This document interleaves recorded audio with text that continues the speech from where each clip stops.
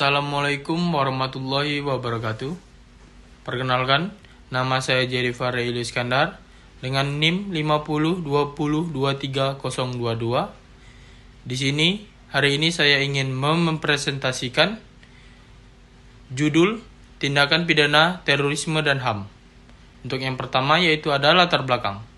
Terorisme merupakan salah satu bentuk kejahatan luar biasa yang terus menjadi ancaman di tingkat global.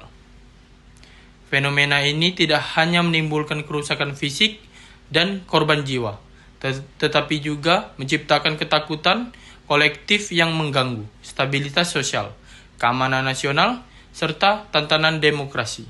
Dan untuk yang kedua, yaitu ada rumusan masalah. Untuk bagian yang pertama, ada bagaimana definisi dan karakteristik delik terorisme di Indonesia, khususnya terkait isu kausalitas dan niat jahat. Dan untuk yang kedua, bagaimana implementasi penegakan hukum tindak pidana terorisme dalam hubungan dengan prinsip-prinsip HAM. Untuk yang ketiga, bagaimana ketegangan antara asas non-retroaktif dengan kebutuhan pendidikan tindak pidana terorisme di Indonesia. Dan untuk yang selanjutnya yaitu tujuan penelitian. Untuk yang pertama, menganalisis definisi delik terorisme serta unsur kausalitas dan niat jahat. Dan yang kedua, mengkaji implementasi prinsip-prinsip HAM dalam penanganan perkara terorisme di Indonesia. Dan untuk yang ketiga, yaitu menjelaskan dinamika penerapan asas non-retroaktif dalam konteks tindak pidana terorisme. Tindak pidana terorisme, konsep, definisi, dan karakteristik. Ada 3. Dan selanjutnya, definisi konseptual terorisme. Terorisme merupakan istilah yang kerap dikaitkan dengan tindakan kekerasan, ancaman, dan penggunaan paksaan terhadap sasaran sipil untuk mencapai tujuan politik, ideologi, atau keagamaan.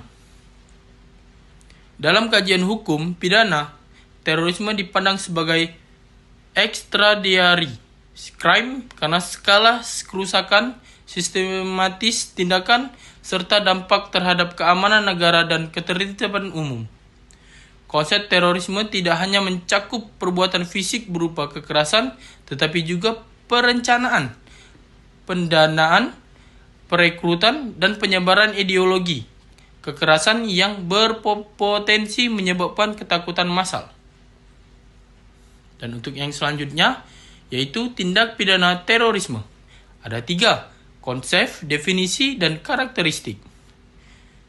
Untuk yang pertama yaitu karakteristik, Delik terorisme memiliki karakter yang membedakan dari kejahatan umum atau ordinary crimes.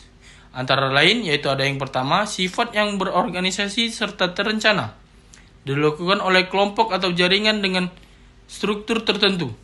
Dan yang kedua, motif kolektif yaitu tujuan politik, agama, dan ideologi tertentu.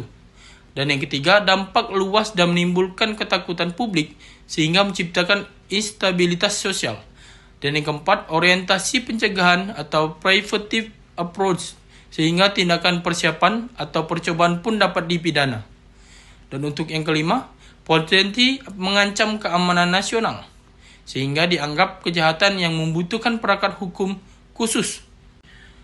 Kausalitas dalam tindak pidana terorisme. Kausalitas dalam hukum pidana umumnya menuntut hubungan sebab akibat antara perbuatan pelaku dan timbulnya akibat yang dilarang. Namun, dalam terorisme, pembentukan kausalitas menjadi lebih kompleks karena adanya tindakan persiapan dapat dianggap sudah memenuhi unsur delik. Dan yang kedua, akibat belum tentu harus muncul secara konkret untuk menentukan kesalahan.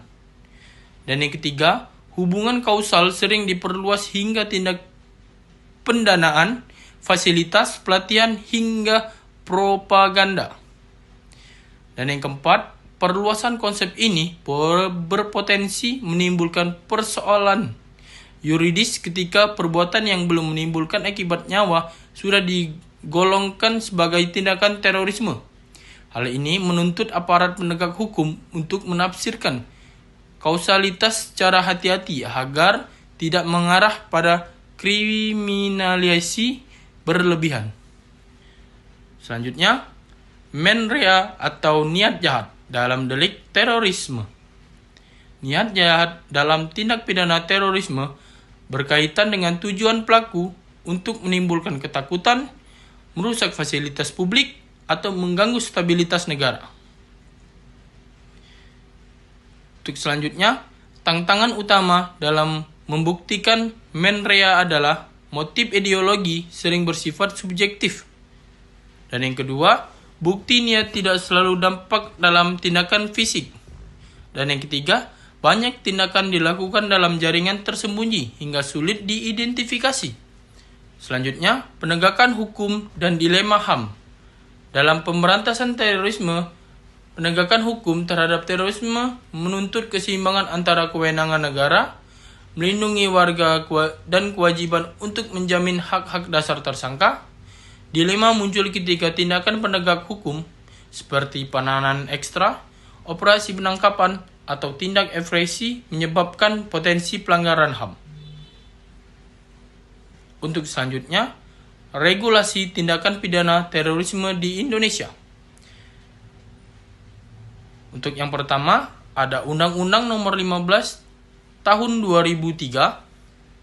Undang-undang ini merupakan respon awal pemerintah terhadap meningkatnya kasus terorisme. Fokusnya terletak pada upaya penindakan atau perluasan kewenangan aparat keamanan.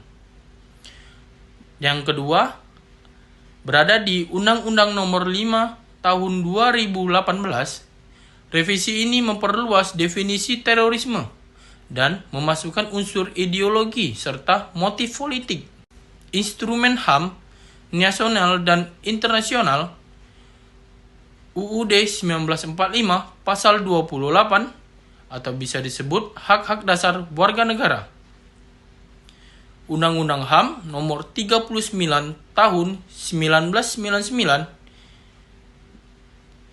ICCPR atau bisa disebut dengan International Convention of Civil and Political Rights, prinsip Minnesota dan prinsip Medela, ketentuan PBB terkait counter-terorisme dan human rights.